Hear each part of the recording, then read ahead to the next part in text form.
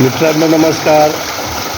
आत्ता मका 90 दिवसाची झाली आहे आणि आत्ता जे पाणी आहे त्याच्यानंतरनं फक्त अजून एकदा पाणी द्यायचं आहे, कारण मका आता आपल्याला चाऱ्यासाठी द्यायची आहे.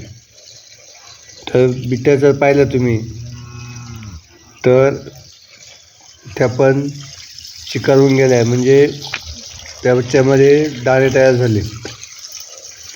आणि आता लवकर याच्यासाठी द्यायची आहे, कारण पुढं अजून ती 1.5 महिना खाणार आहेत.